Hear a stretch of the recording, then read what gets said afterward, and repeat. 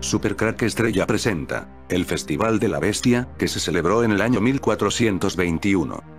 Estuvo rodeado de asombrosos hechos. Lo mejor de la élite satánica se reunió en un castillo de Nantes, Francia, para la llegada de Satanás. En ese año 1421, se encontraba en el Festival de la Bestia, un muchacho de 17 años, llamado Gilles de Rais, un nombre que pasaría a la historia como el primer asesino serial de la historia. Gilles de Rais conoció en el festival a todo lo mejor de los magos negros, brujos, brujas, reyes y princesas se encontraban en este festival del año 1421. Gracias a los amigos que realizó Gilles de Rais, en este festival nació una historia. Cuando 1431 Gilles de Rais partió con estos magos negros para salvar la vida de Juana de Arco. Gilles de Rais partió rápido y veloz en su caballo, queriendo evitar que Juana de Arco fuera quemada en la hoguera. Viendo que no llegaría a tiempo, pidió a sus magos que abrieran una puerta hacia el inframundo de donde salieran bestias voladoras que pudieran llegar más rápido que él. Así nació la leyenda Espíritus Vengadores. Pero, adentrémonos un poco en la fantasía.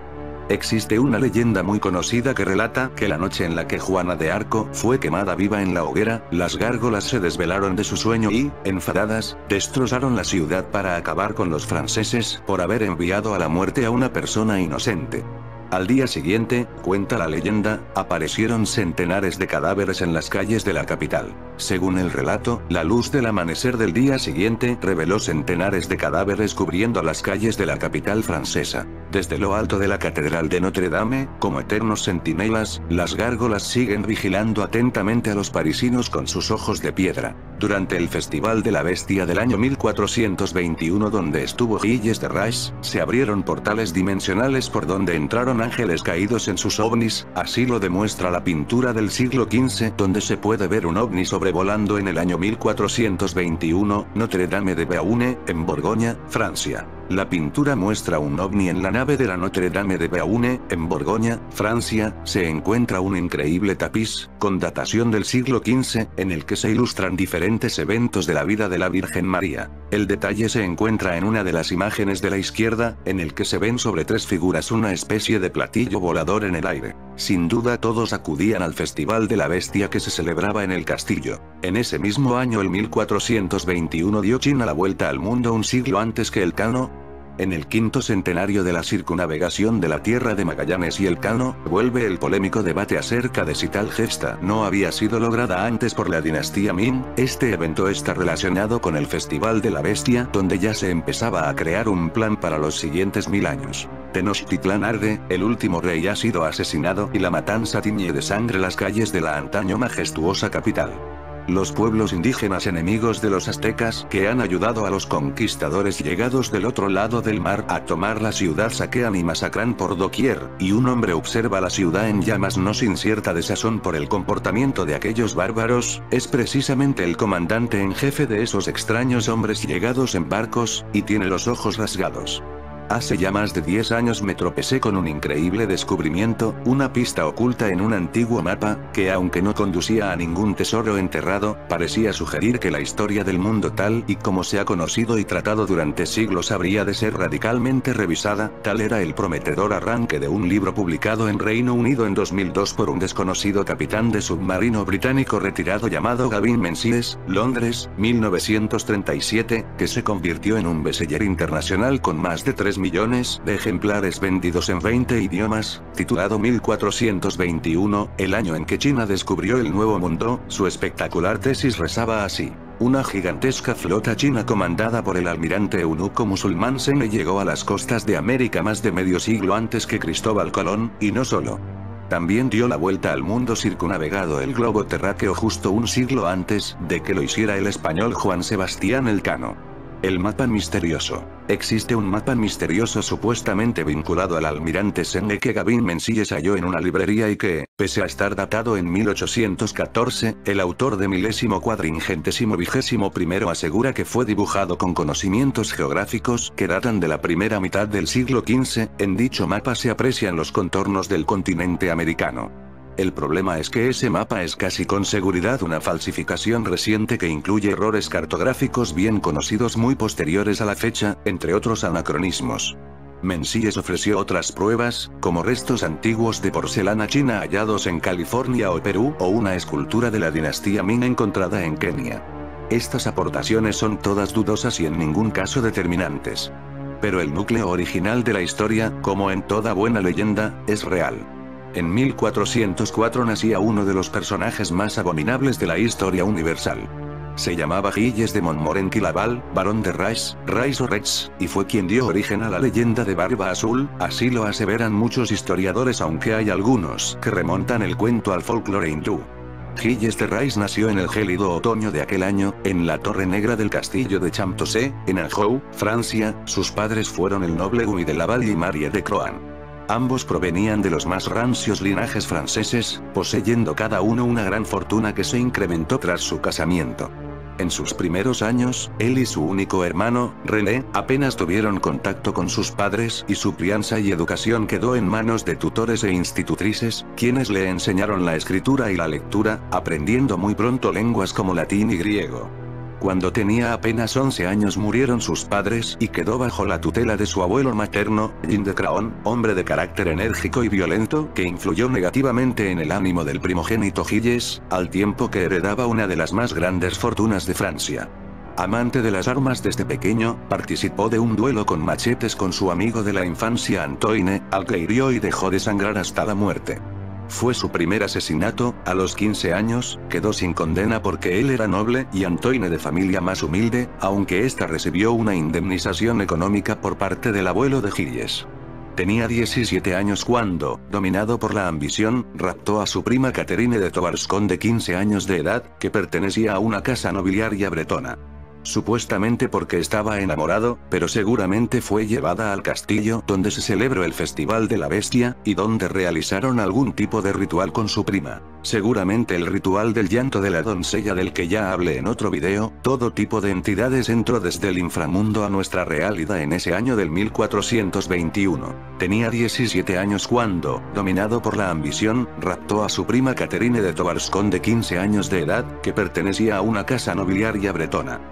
Se casó con ella el 24 de abril de 1422, el mismo día del rapto de forma clandestina. Los Thouars poseían varios castillos que juntos con los de Rais-Laval harían de la unión la más rica y poderosa de Francia. Pero la familia de Catherine no aprobó el casamiento y rechazó unir las propiedades. Gilles hizo raptar a su suegra y la encerró en un castillo a pan y agua hasta que le cedió los castillos de Pausauges y Tifauges. Tardaron en procrear a su única hija, Marie, 7 años después de su matrimonio en 1429. Se dice que nunca hizo el menor caso de su esposa e hija, y que demostró una aparente bisexualidad, la que posteriormente sería evidente. Gilles de Montmorency-Laval, barón de Rais, llamado Gilles de Rais o Gilles de Retz, alcanzó la gloria durante la Guerra de los 100 años, luchando con Juana de Arco, la doncella de Orleans, pero su fama se transformó en infamia cuando se descubrió que había secuestrado, torturado y asesinado a centenares de niños para satisfacer barrocas fantasías sexuales. En el apogeo de su locura homicida, reunió una corte de brujos, alquimistas y visionarios que conoció en el Festival de la Bestia del año 1421, para perpetrar sus crímenes y adorar al diablo. Al igual que la famosa aristócrata húngara Erzsébet Báthory, conocida como la Condesa Sangrienta, utilizó su poder para satisfacer su pasión por la sangre y el dolor ajeno. Gilles de Rais ejecutaba sus crímenes con gran solemnidad, finalizando la ceremonia con la frase del pregón pascual: dichosa culpa. Nunca dejó de ser cristiano y siempre vivió atormentado por la certeza de que le aguardaba la condenación eterna. Charles Perrault se inspiró en su historia para escribir su célebre cuento Barba Azul. Descendiente de uno de los grandes linajes de Francia, nació alrededor de 1405 en la Torre Negra del castillo de Champtocé, bañado por el río Loira. Hijo primogénito, la prematura muerte de sus padres lo dejó al cuidado de su abuelo materno, Jean de Craon, que no se preocupó de su educación, permitiéndole hacer lo que se le antojara. De niño solía torturar a toda clase de animales, burlándose de su sufrimiento. Ya de joven, se distinguió en la guerra como un guerrero implacable y cruel. En el campo de batalla, podía mutilar, torturar y matar con impunidad. Combatió a los ingleses y a sus aliados de Borgoña sirviendo a Carlos VII, delfín de Francia. Con Juana de Arco, liberó Orleans del asedio inglés. Con 25 años fue nombrado mariscal y adoptó la flor de lis en su escudo de armas. Acabada la Guerra de los 100 años, Gilles de Rais despilfarró su fortuna, organizando fiestas, banquetes y representaciones teatrales, sumamente hospitalario y gentil, se mostraba muy generoso con las limosnas.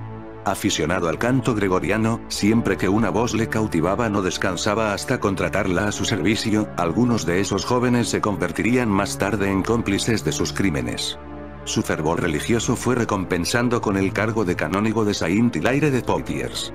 Para conferir más solemnidad a la prebenda, Gilles de Rais se rodeó de 50 eclesiásticos y 200 soldados de caballería, con sede en la capilla de los Saints Innocents, en Machecoul. El lujo oriental y la mala administración trajeron la ruina, alimentando la propensión al delirio y la desmesura. El afligido varón se puso en contacto con nigromantes y alquimistas para buscar la piedra filosofal, de la que el conde Saint-Germain le habló en el Festival de la Bestia del año 1421, que le permitiría transformar los metales básicos en oro y plata. François Prelati, un embaucador florentino, le aseguró que el diablo le ayudaría si le ofrecía la sangre, el corazón y la cabeza de un niño. Con el señuelo de convertirlos en pajes y garantizar su sustento, sus criados atraían al castillo a niños de aldeas y pueblos alejados. Otras veces, conseguían víctimas con solo dejar pasar a los mendigos que llamaban a la puerta. Por último, cuando se extendió el temor en la región por las habladurías que circulaban sobre niños desaparecidos, se recurrió a los raptos. Todos los desdichados que caían en sus manos serían torturados, violados y asesinados. La edad de las víctimas oscilaba entre los 2 y los 20 años. Gilles de Rais a veces se arrepentía de sus abominaciones y prometía viajar a Tierra Santa para buscar la redención, pero sus problemas de conciencia se disipaban apenas surgía la oportunidad de cometer un nuevo crimen. Durante los 2 procesos que se celebraron contra él, reconoció que le gustaba cortar las cabezas de los niños asesinados para clasificarlas según su grado de belleza y que el mismísimo diablo celebraba su buen criterio. Cuando Gilles de Rais atacó la iglesia donde Jean de Malestroit, obispo de Nantes, celebraba misa y secuestró al prelado por una disputa sobre la venta de uno de sus castillos, el rey decidió actuar. Arrestado, se mostró arrogante al principio, escupiendo a jueces y clérigos, pero se derrumbó al ser excomulgado, confesando sus crímenes sin excluir los detalles más macabros. Sus declaraciones llegaron a todos los rincones de Francia, pues se trataba de un héroe muy popular por sus hazañas en el campo de batalla.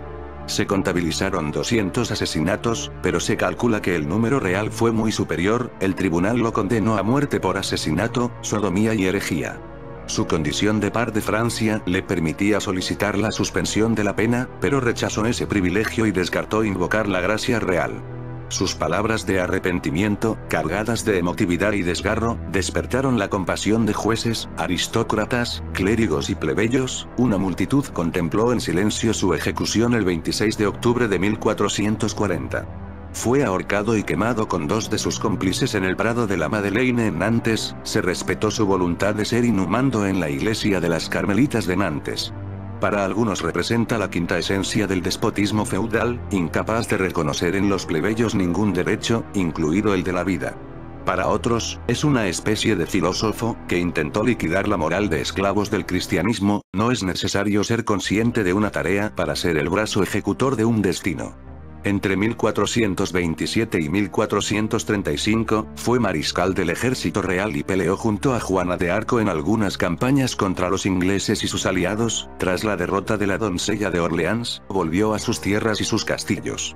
En el de Tifauges le esperaban su esposa y su hija, a quienes trató con absoluto desprecio. Su negra barba de azulados reflejos hizo que se le llamara Barba Azul y se le describía como un joven culto, orgulloso, devoto cristiano, valeroso y diestro en la batalla, experto conocedor de arte y amante de la música. En 1435 se dedicó a promocionar obras teatrales y a dilapidar la extensa fortuna que había heredado. Fue en este período donde, según su propio testimonio, comenzó a experimentar con la magia negra bajo la dirección de un sacerdote florentino llamado Francesco Prelati, quien lo introdujo en unas prácticas de alquimia que tenían por objeto generar riquezas, sacrificando niños a un demonio llamado Barón. El doctor Augustin Cabanés, 1862-1928, historiador francés, escribió en su Curious Bits of History, Bein Medico Historical Studies and Observations de 1898. Desde ese momento se entrega a los más locos dispendios, para satisfacer sus más caros caprichos. Entre otras costosas fantasías, había fundado una casa militar compuesta de cerca de 30 individuos que le acompañaban a todas partes. El entretenimiento de este servicio le costaba sumas considerables. Caballos de los más caros, largas togas colgantes de escarlata y telas finas, maletas y baúles para transportar los efectos. No se recuerda príncipe o rey que hubiesen llevado un lujo semejante. Este hombre tenía pasión por todas las artes, especialmente por la música. Si oía decir que se había escuchado una hermosa voz, no descansaba hasta conseguir llevar a su servicio a quien la poseía, por muy lejos que estuviera. Poseía muchos órganos, unos grandes, pequeños los otros, el sonido de este instrumento le producía tal enajenación, que se los hizo construir portátiles para que le acompañaran en sus menores traslados. 6 hombres robustos estaban encargados de transportarlos sobre sus espaldas a todos los sitios en que tenía a bien instalarse. Sus larguezas no se limitaban a sus servidores. Todo el que acudía a él participaba de ellas. El extranjero era bien recibido, cualquiera que fuese su condición, a toda hora del día o de la noche. Tenía hospitalaria mesa y era raro que abandonase esa mansión sin salir colmado de dones en especies o en metálico. Semejantes despilfarros lo van sumergiendo en la ruina, los amigos burgueses y mercaderes que le prestaban dinero, presintiendo el desastre, se alejan de él. Con sus cofres vacíos y su crédito agostotado, se vuelve hacia el esoterismo buscando en la alquimia el modo de fabricar el oro que le falta. Cabanés continúa con su relato. El mariscal visita con frecuencia a Prelati, se informa con ansiedad del resultado de las investigaciones en búsqueda de la piedra filosofal, capaz, según la tradición esotérica, de transformar los metales en oro. El sedicente mago llevó a su amo a un bosque, era medianoche, la hora de los conjuros satánicos, estuvo 2 horas invocando al diablo o al que ya había visto en el Festival de la Bestia del año 1421 cuando tenía 17 años, pero esta vez no apareció. Él solo aparece cada 28 años en estos festivales llamados de la Bestia, que duran un año. Estuvo 2 horas invocando al diablo y este no apareció a pesar de los círculos mágicos que Prelati trazaba en el suelo y de los sacrificios de animales que le ofrecieron. Es imposible que el mariscal salga bien de sus empresas, le dice el embaucador, si no ofrece al demonio la sangre y los miembros de niños llevados a la muerte. Entonces empezó la parte más horrible de esta historia. Gilles de Rais necesitaba niños para sus sacrificios. En su afán por procurarse víctimas para estos, sus servidores recorrían los pueblos y las aldeas buscando niños y adolescentes, prometiéndoles que les harían pajes en los castillos del señor de Rais, siempre en lugares lejanos. De ellos los padres no tenían más noticias, si preguntaban se les respondía que estaban bien. Pronto la gente se alarmó y se recurrió a los raptos, el temor se apoderó de los habitantes de los pueblos. Desaparecían niños y niñas y se comenzó a murmurar, los criados tuvieron que ampliar su campo de acción con lo que el pavor se extendía más y más. Llegó un momento en que fue tan grande que las murmuraciones se convirtieron en gritos que llegaron a las más altas autoridades. El 14 de septiembre de 1440, se presentó a las puertas del castillo de Machecoul, donde estaba entonces el mariscal, un grupo armado al mando de capitán Jean Labbé, que iba acompañado por el notario Robin Guillaumet, en nombre del obispo de Nantes, Jean de Malestroit, portaban órdenes del duque de Borgoña. Era el fin, Gilles de Rais se entregó y el 19 del mismo mes, es decir 4 días después de su detención, empezó el interrogatorio que continuó el día 28 y los días 8, 11 y 13 de octubre. En fin amigos de Supercrack Estrella, si el video te gustó pulgar arriba.